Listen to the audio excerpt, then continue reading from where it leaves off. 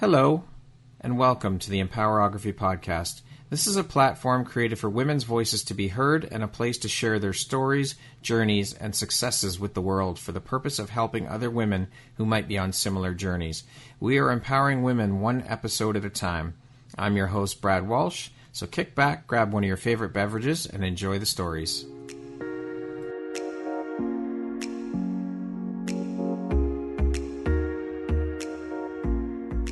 If you're looking for jewelry that makes an impact on your self-care routine and your style, Empowerography would love to offer you a discount code to one of our exclusive partners, Quartz and Canary Jewelry and Wellness Company. Please use code EMPOWER15 to receive 15% off upon checkout at www.quartzandcanary.com. Quartz and Canary is truly the place where spirituality meets style. Hello everyone, Brad Walsh here, your host of the Empowerography Podcast. Today my guest is Angela Castro. She is the owner of Threads Consignment Boutique in Modesto, California. How are you doing today, Angela? I'm doing great. How are you? I'm wonderful. Great to have you here. Thanks for being a guest today. How's your day going so far? I know it's early on your post. So far, so good. We're up and at 'em, and I've gotten ready for work, and so this is just a special treat for me to be able to be talking to you this morning. Excellent. Well, again, thank you for being here. So, Angela, you started out in the world of psychology. So you went to school for that. Did you graduate from your program and go into psychology as a career? Yes. Okay. So I went to Fresno State, graduated with a psychology degree. The last year that I was there, I had started working with a child that was diagnosed with autism, and just fell in love with that, that kind of work. And so when I left Fresno State, I started with the business that I had a relationship with prior to graduating, and worked as a one-on-one aide, tutoring children with autism so that they could get mainstreamed into regular ed. And that was my passion. That's what I loved doing. And so that was how I started my career in my early 20s. Okay. So how long did you work in that industry before shifting into the world of business, and why the shift? So probably I was clinical in the company that I worked for a few years. And then I started having children, and during that time, to be able to keep me still working and a part of the organization, I took on some more operational things like purchasing and procurement. Kind of figured out, I kind of know a little bit about computers, and I can help. The organization was still growing at that time, so it was easy for me to help with all the administrative stuff. And so it just completely started shifting. Some of the laws in California changed, and it required a master's degree. I'd become a supervisor in the clinical world, but it required a master's degree. I didn't have that. So as the company grew, I took on more and more business and operations. Okay. Until I completely became operations, because I couldn't be a supervisor without a master's in the field. So then I was business operations, and I loved it. I was still a part of serving the children, but just administratively. In a different way, yeah. Yeah. So what interested you about business operations? What was it that you loved about it?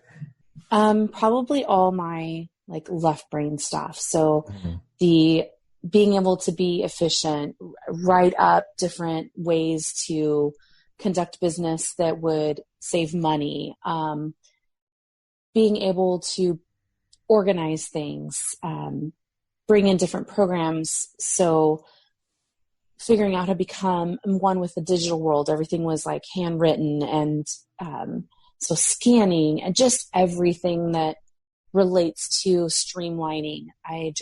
I love that stuff. I live for it.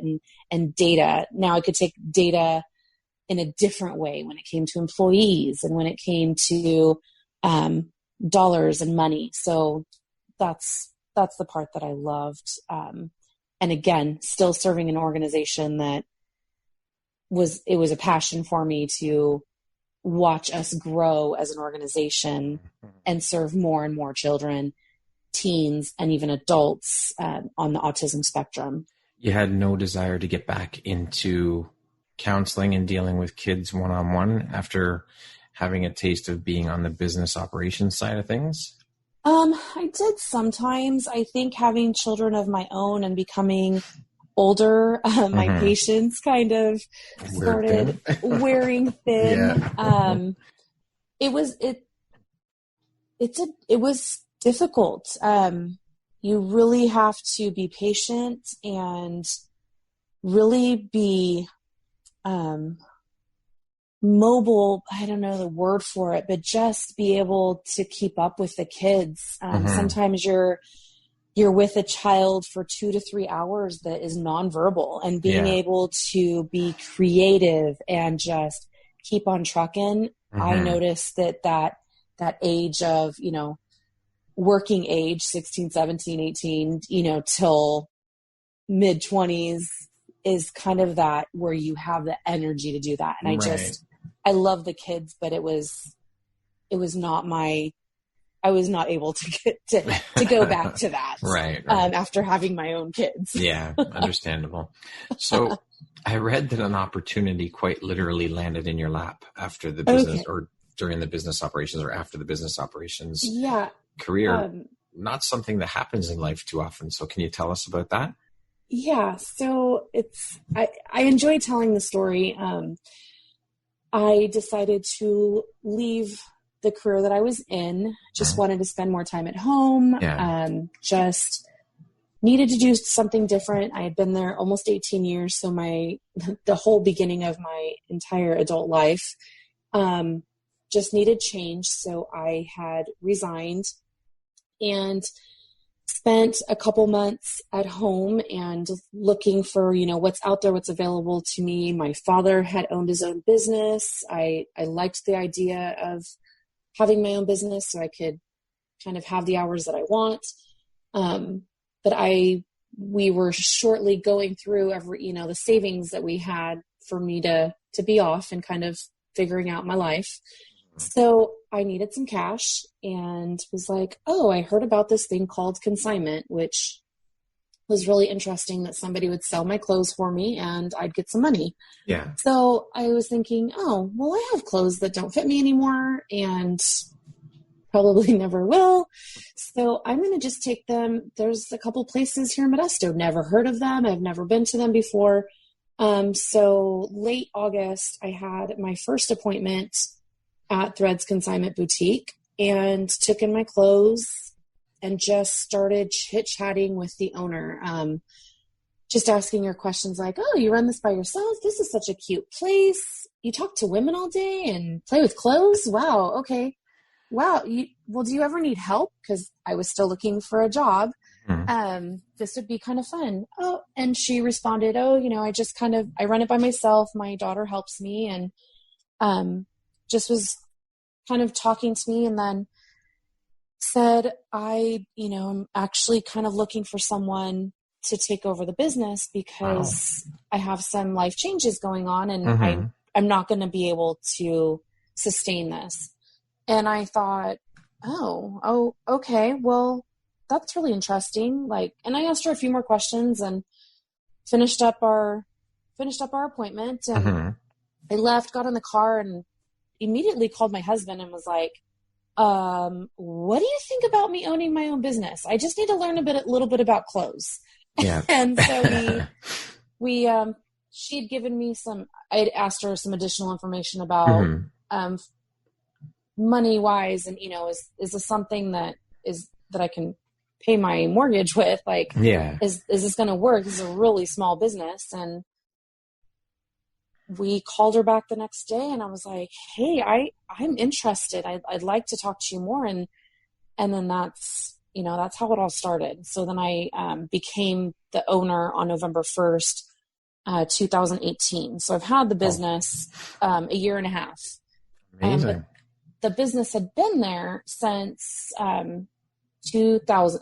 Let's see. It's been there 10 years. Okay. 11 now. So I knew it had sustained time. It sustained a couple of owners and I was like, okay, let's give it a shot. So here I am. Wow, that's amazing. Just how the opportunity literally fell into your lap. You don't hear that happening too often. Right. I just walked in and walked out buying the business. I mean, it was just, that's pretty incredible. I just wanted like the challenge. Okay, I'm going to be my own boss. It's a little boutique. This is going to be super fun. But the challenge of it too, like, I know how to run a business. Like, I have enough experience under my belt to know the ins and outs of what I need to do. Yeah. I'm going to do this. So that's amazing. It takes a lot of courage to just walk in and, okay, I'm going to buy this business. Okay. Yep. Good for you. No. And I'm constantly surrounded. I've been in Modesto. We've been married almost 18 years. So almost 18 years I've been living in Modesto. And fortunately, I have been surrounded by really strong, powerful women, and many that own their own businesses. And so I wasn't fearful either, because I knew that at any point in time, I could pick up the phone and call any number of women that I know that own businesses and ask them questions. Like, I felt like I was already starting off with a support system. Maybe not necessarily right about, it wasn't necessarily, the ones that I reached to didn't own clothing stores, but they own their own business. And I knew that I had an amazing support system, whether I needed it or not. And I mean, they did. They were all there for me starting out, all checking up on me, supported me. I had like a first, like, really big open house, and they donated stuff to help me for raffle prize. I mean, they just showered me with love and support. And I just forever will be appreciative for that. That's amazing to have such a strong and supportive community around you. It's so key when you're an entrepreneur, because it's tough. Yes. And from this, just have made even more friends that are entrepreneurs. And so I'm really blessed. That's amazing. Amazing. So part of your mission or your tagline is shop sustainable. Can you tell us a bit about that and what that means to Threads? Yeah. So a year and a half ago, I didn't know what that was. Being sustainable is, one part of being sustainable. I mean, there's several things that you can do for the environment and for the world, but clothing wise, purchasing stuff secondhand prolongs that piece of life of that clothing, beyond what the original person that purchased it was going to use it. Right. So instead of it landing in a landfill, we're giving life to a piece of clothing longer. Okay. Or if you're not wearing stuff, instead of throwing it away, you're passing it on so it can, like, live longer. So every time we do that, it saves the environmental impact. Right. Okay. Is a big deal. So I didn't do any of that before. I mean, we recycled and stuff, but how much clothing ends up in landfills? And because so much of our clothing is made of synthetic fibers, they can't break down very easily. So when people are buying stuff really inexpensively and it's poorly made, that stuff, there's just a whole like science and everything behind it, but just being more aware of, hey, these are well-made clothes. So I specialize in the upscale designer items that are well-made, that can last several years beyond the first person that purchased it. So that's trying to teach and educate women on, don't leave it hanging in your closet, because if it stays there and then it no longer is, like, looks, oh my gosh, I can't think of the words, but it's no longer in style. Yeah. Let's reuse it. You're going to have a harder time getting rid of it in 5 years. So if you're not wearing it now and it's been hanging there, let's move it on. Let's get it to somewhere that it can be used again instead of in a few years winding up in a landfill because nobody wants to, wear something that's, older style. Mm-hmm. That's an awesome mission. I love it. Thanks. What is your vision or 5-year plan for the business?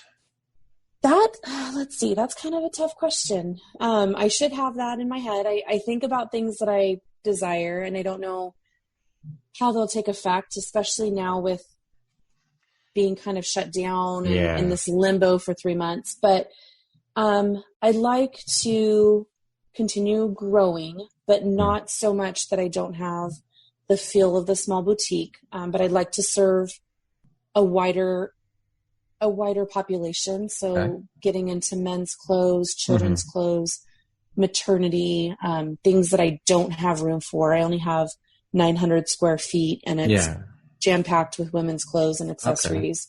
Being able to have employees. I have several friends that volunteer and help me out at the shop to help me continue to grow. My parents, my mom comes and helps me.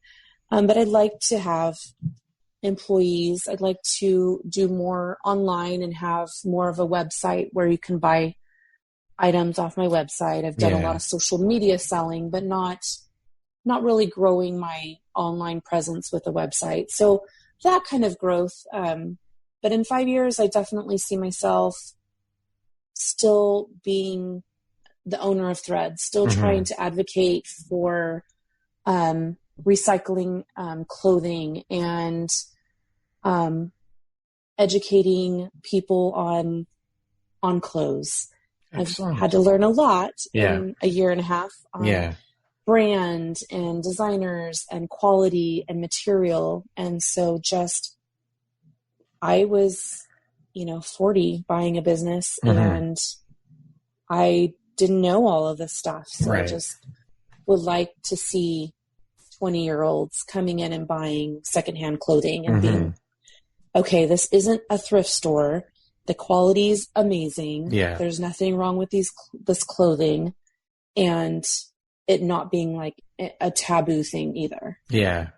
Well, good for you for doing it. I'm sure you will get all you're going after in your vision for the store.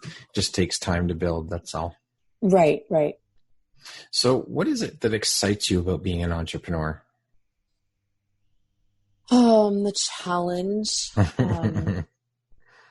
always trying to learn new things, meet new people, network, get my name out there, advertise, all of that, all together is what I thrive on, what I enjoy, helping people. I feel like being an entrepreneur has given me a platform to help others that I never really had before.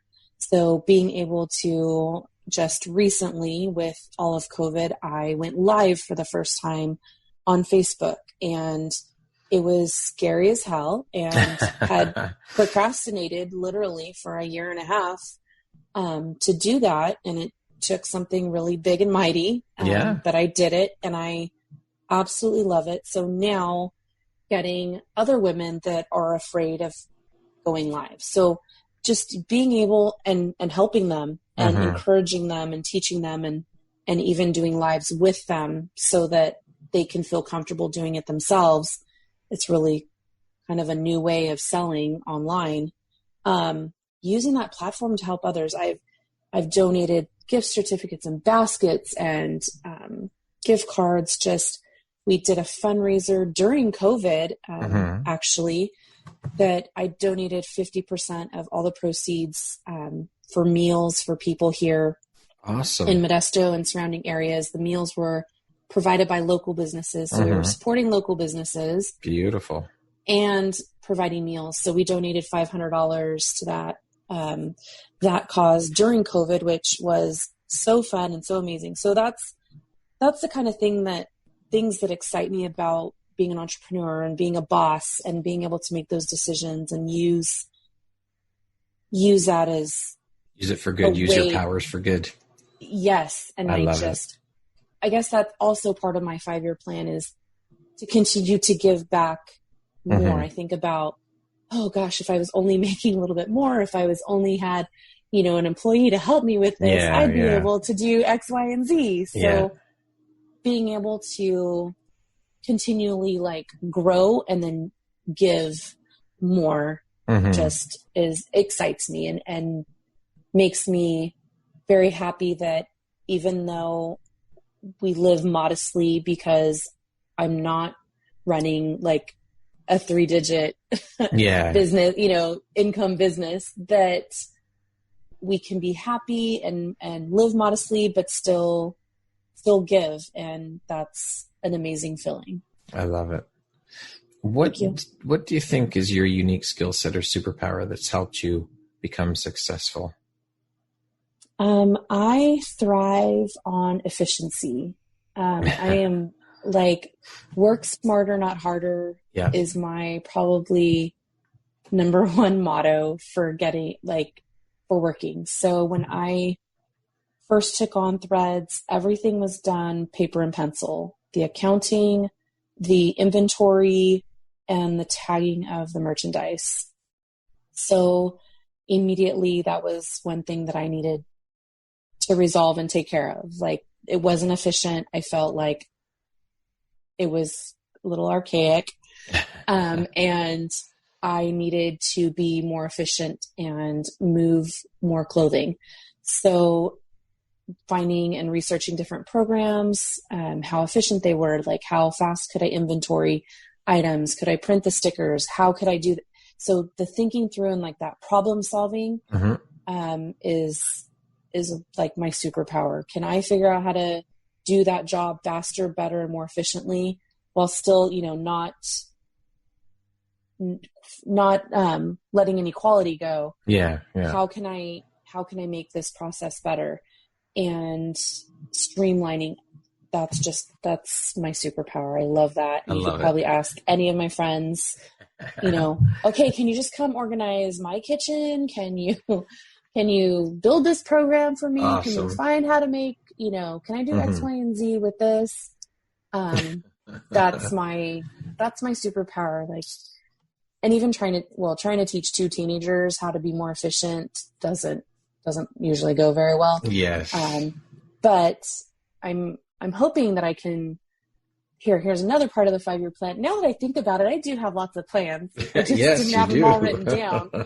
Is to have some YouTube videos and some how-to videos of anything from taking care of your clothing and making it last longer to how to make efficiencies in your life as an entrepreneur and a business and all of that. So one day I'll have the time. You'll get there. To record videos. Yeah. What's a passion of yours that you rarely share with people, and why not? Oh my gosh, let me think about this. A passion of mine.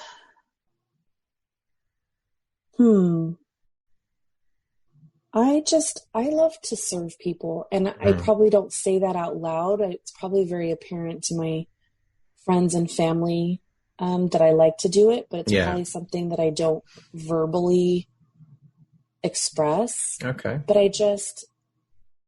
serving others just fulfills me.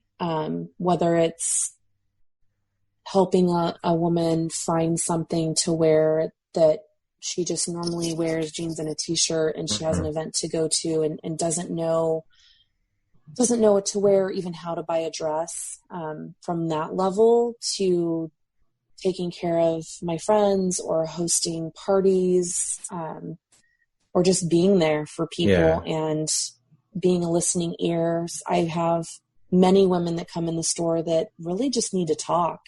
Wow.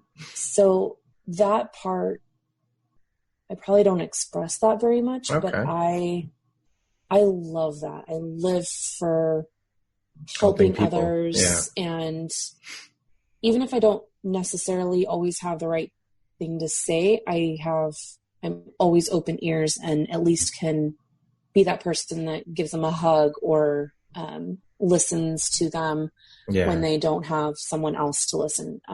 And I think that's that's probably my biggest passion in life, is just making other people, like helping people be happy, making people happy, helping them find enjoyment when people come in the store and they're laughing. And I have a little bell that says ring for champagne, and having the ladies ring it and their joy on their face, like, what? I really get champagne right now? And I'm me saying, awesome. Yep, I have a fridge full. Are you ready? And their smiles being like, oh my God, I so needed that today. I can't believe this. I walk in and I get a glass of champagne and somebody gives me a hug and shows me these unbelievable jeans on sale. Amazing. Just seeing that smile, seeing, them maybe come in very serious, to becoming very lighthearted and walking out the doors and going to spread it there you go. The that's gratification. My passion. Yeah. That's my passion. Awesome. How would you describe yourself in one word? Okay. See, it's good that you don't have a video right now, because my cheeks are probably red. Because it's really hard for me to talk about myself, but I think kind. If I just was going to choose one word, I would say kind. That sums up Angela. That's who I want to be. Sometimes I'm not when it comes to my children. Yes, well, they're teenagers. It's really hard to be kind, but it is. To others, that's what I live for, is just being happy, spreading joy, being kind. Okay. I think that's my word. I like it. If you were stranded on a deserted island and could only have one item, what would it be? Gosh. Oh my gosh, these questions are great. If I could only have one item, I think it'd be a radio. I love music, and I don't think I could ever go without music in my life. It's become a big part of Threads. It's a big part at home. And I think I would want a radio, something that could provide music. Because if I'm going to be by myself, I need to be able to dance and sing and move. And that's what music does for me. So yeah, a radio. Okay. I don't think I've ever answered that question like that. There we go. That is a great answer that I like it. I'm going to keep in my back pocket. There you go. For your next interview. There you go. Exactly. What makes you smile? Oh my gosh. So I'm smiling right now because this is super fun. I love spreading the word. I love helping women become powerful and take a step out of their comfort zone. Making people smile makes me smile. Giving makes me smile. My husband, my family, my children make me smile. All that kind of good stuff. Oh, I was going to say something. What makes me smile? I thought of something okay, never mind. It's gone. There it was gone. Empowering women. I mean, that's what your podcast is about. Yeah. And so I think I've been smiling about doing this podcast ever since you asked me to be on, and just empowering women. I have a good story for you. Okay.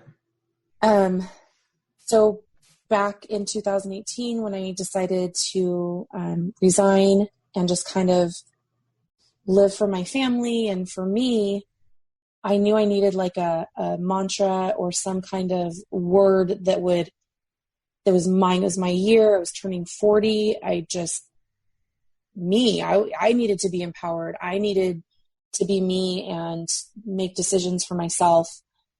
So I was looking at something on Facebook, and I was looking at this jewelry, and every single piece had a meaning and had a little paragraph about it. And I was reading them, and they all had really great thoughts and really great words, and something on one of them just sank in with me and let me it's going to take 1 second. It's okay, no problem. I have waves to catch, I have dreams to chase, and I have stars to count. And that last piece about having all of it, but the stars to count, I have stars to count. There is still a lot for me to do in this lifetime. I'm only 40, and it's not, it doesn't have to be this important thing like, oh, it's downhill from there or whatever, or over the hill. Like, I was excited to turn 40. I was excited for a new phase in my life. And just that mantra, that phrase that I have stars to count still in life. And being an entrepreneur has given me that. Yeah. And now being able to have this podcast and the platform of being able to speak to women and saying, you know, if you're not happy doing what you're doing, there is still a lot of time left in your life. Don't spend it doing something that you're unhappy with, or if you're not feeling fulfilled, you have the power to grow and to move on and to find something else that brings you joy or brings you that satisfaction that maybe you're craving or looking for. So that just and you are the only one. You are the only one that can do that. So yes, no one can do it for you. You have to decide, and going out of your comfort zone is just the hardest thing. For sure, it is. Leaving a job of almost 18 years and being very close with my boss and supervisors. It was the hardest thing that I've had to do ever. But the growth that came from that, and the being able to run my own business and tell people no if I need to tell them no, or ask for stuff that I never asked for because I never felt powerful enough to do that, is something that I would want every woman to be able to have that feeling, whether it's baking for somebody or cooking or starting their own business or just changing businesses or going down a different career path. Like maybe you couldn't afford nursing school when you were just out of high school, but now you have this platform that you can jump into it now that you're older and you own a home. Like just being able to go after your dreams, no matter how big or small they are, like taking up hobbies. You know, some of the silver lining of all the COVID stuff is having more time to do stuff because you're not out doing all the stuff that was taking up all your time, and finding that there is some great joy of being home with your family or time to read. That's right. Just slowing down. So this pandemic has been horrific, but I'm always finding the positivity and stuff. And there's another word for me, positive. I love positivity. Okay, how can I change this and make something good out of it? So that was a long story for what makes me smile. we have to find the silver lining in bad situations. There's always one there. You just have to find it. What makes you feel inspired or like your best self? Things that inspire me are being around other inspiring people, to be like them, to learn how in my own way that I can grow and be better. So, like I said, I'm surrounded by lots of female entrepreneurs, and seeing them give back, seeing how they engage their customers, seeing how they run their business is inspiring. I know that I don't know everything, and that I have a lot to learn, and that I have a lot to still give. And there is times where if I get stuck, I look to my friends, family, and other women in the community for how can I be a better version of myself? Like what are they doing that is helping other people? Okay, they're doing X, Y, and Z. So how do I use my platform at Threads to do the same thing? Right. How can I how can I help others and inspire others? So that's where a lot of my inspiration comes from. Other consignment stores. I am so lucky to, again, continue to network and meet people. I've reached out to other consignment stores in the area, and other consignment stores have reached out to me, and they teach me stuff. And I find that inspiring, that I'm like, okay, who do I teach the stuff that I've learned? How can I pass share on that knowledge, more knowledge? Yeah. Because not one person can serve everyone. There's not one gym that can serve all the people in one city. That's right. There's not one restaurant. There's not one bar. There's not one boutique. So learning that and learning, there's plenty of business for everyone. That's right. How do I continue to share? Because I know I can't handle all the clothing in Modesto. So I make sure that I know where people can take things that I can't take. I make sure that I know if they have furniture or an old wedding dress. Like, I have referrals for people all the time, because that's what I've learned to do from other people. Other people refer women to me. And so I feel like it's my job to refer everyone to other things to meet their needs.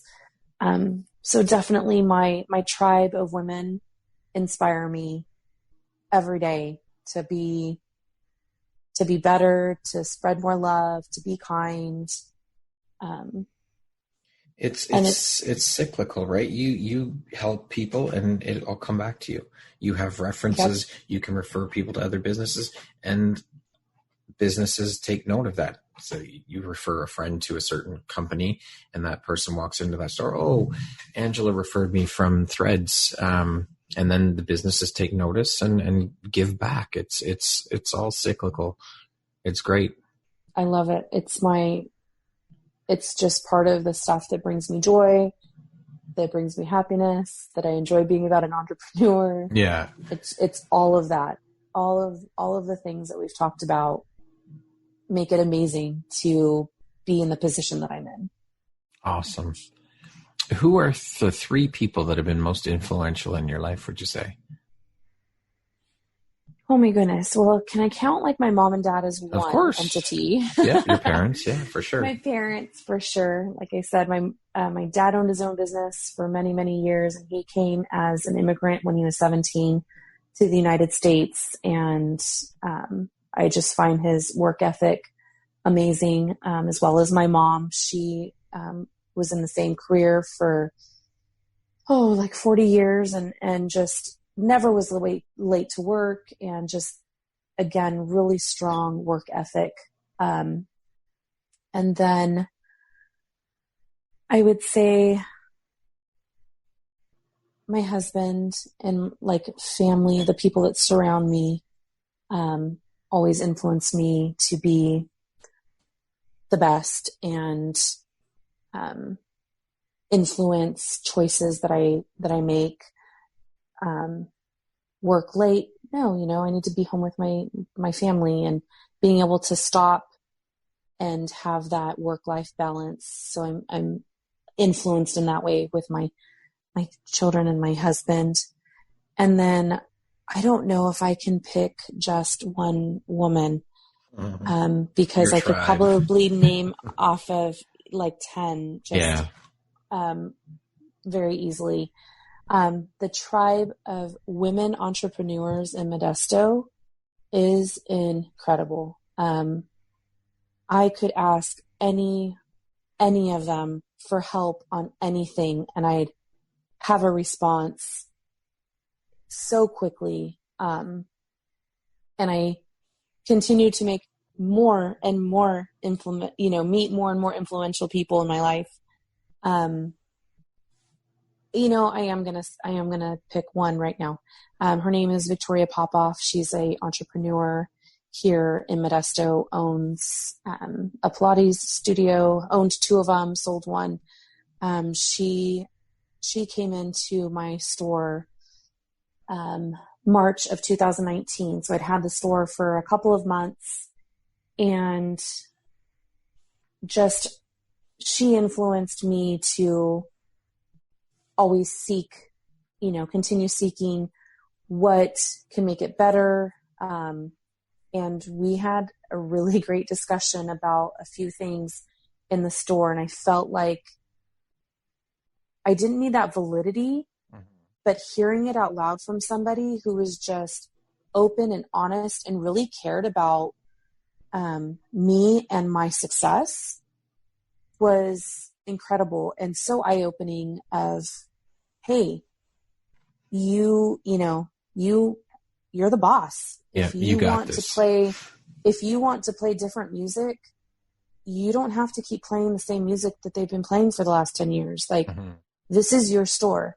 And I think March of 2019 was like this pivotal moment of, yes, this has been my store. And yes, I've made a lot of business decisions, but it just took me to the next level. And that I'll forever be grateful to that influence of make it yours. Yeah. It is amazing. You're amazing. Continue being amazing. And just do it. It's yours. And own it. Exactly. And so that was when I met her, was in the very beginning of 2019. And now I'm in an organization with her. I'm on a board with her. Wow. And so now she's, again, at moment's notice, I just need to text her and ask her a question, because she's been there, done that, owned her own business for over 10 years. She's a friend too. And so I want to continue. I want to be like that. And I want to continue being like that. It's amazing to have those people that you can count on and lean on when you need them. Absolutely. Absolutely. What does the word empowerment mean to you?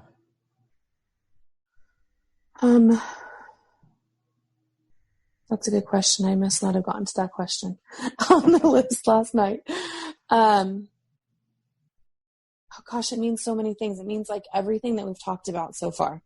So, giving back to others, growing others, being there, to teach, to educate, which means the same thing, but to educate others, to be a support for other women, to give in a way that someone else feels like I did back last March, when Victoria empowered me. Yeah. To be able to make someone else feel like that, and give them that power that they knew that they had, but they weren't really doing anything about it. Kind of maybe just staying status quo and saying, hey, you can do anything you want to do, and I'm going to support you doing it. And what you were saying, that word's cyclical. Cyclical, yeah. That I feel is an embodiment of empowerment. Like, I empower you, then you empower someone else. That's right. And it just keeps on going. The gift that keeps on giving. Going. Yes.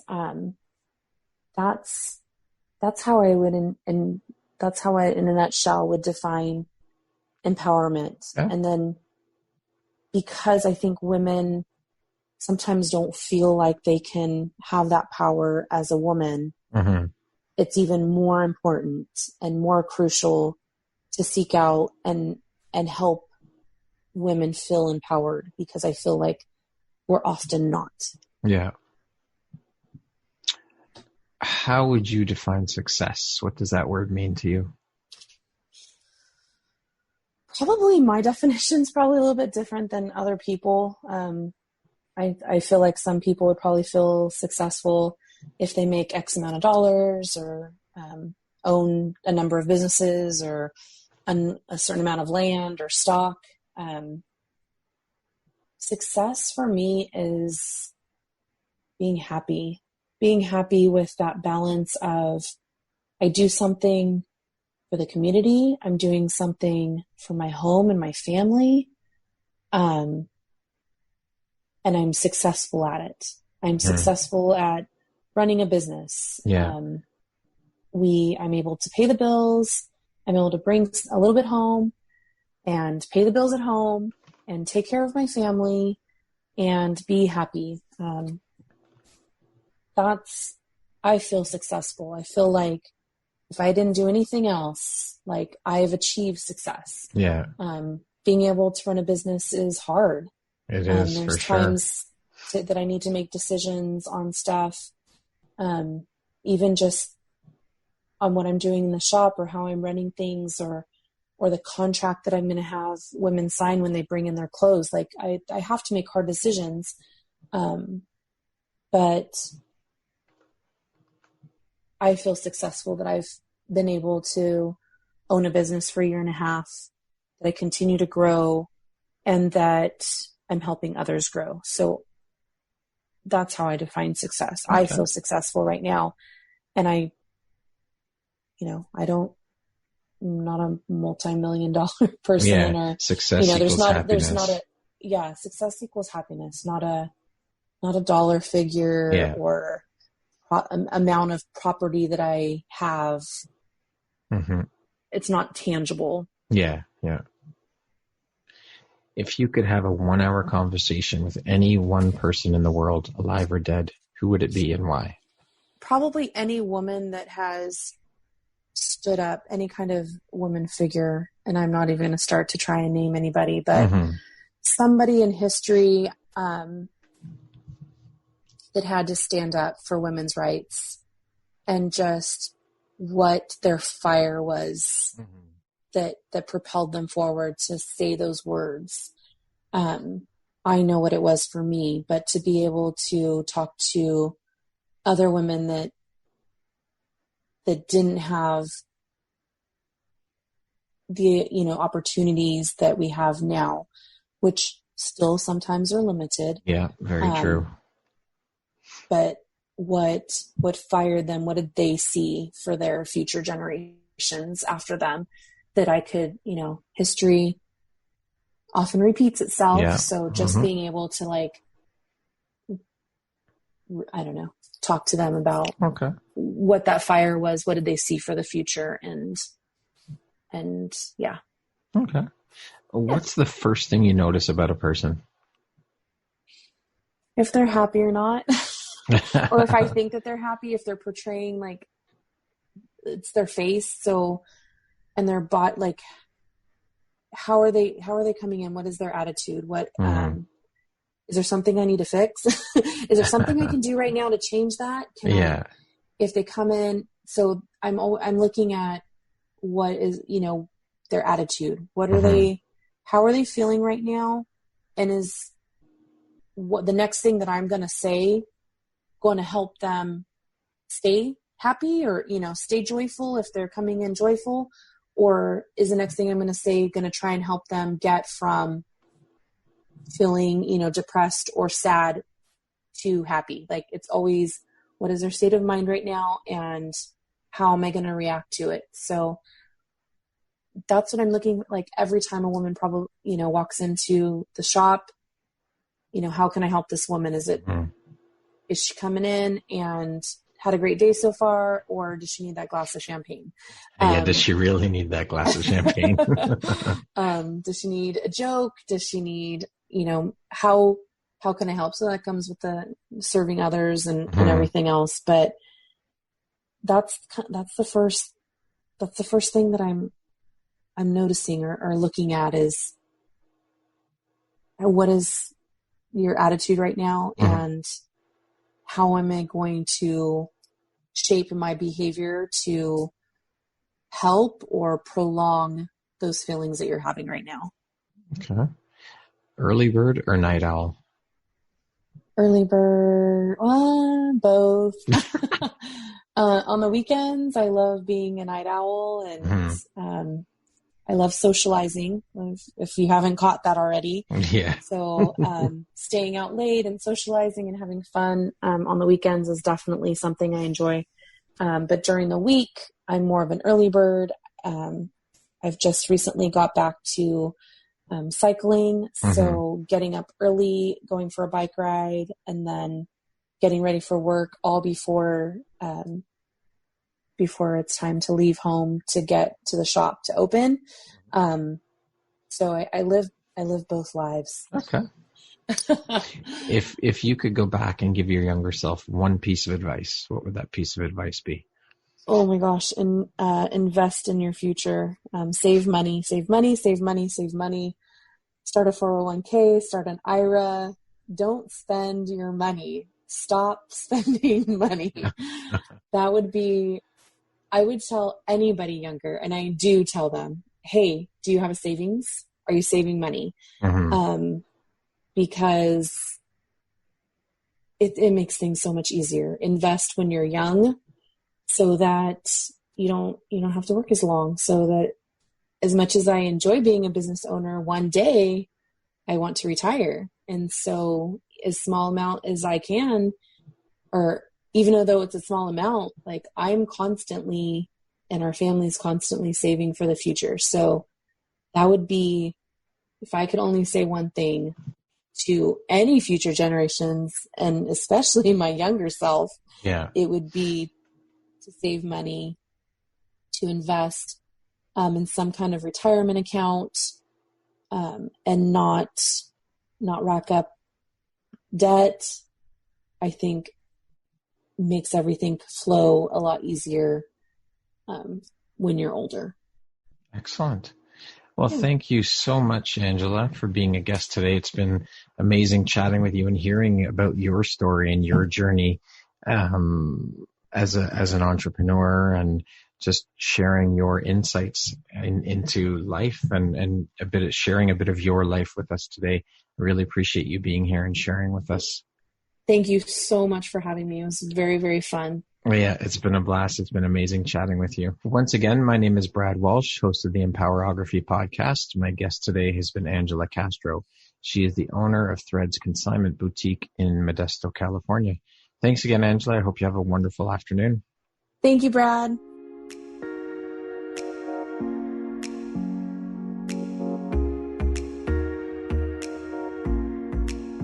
Thank you very much for listening to this podcast. If you haven't yet, please be sure to subscribe, rate, review, and share with all your friends. You can find me at viseuphoria.ca and follow me on Instagram at Empowerography Podcast and on Facebook at Empowerography. Please join me next time for another inspirational story from yet another amazing woman.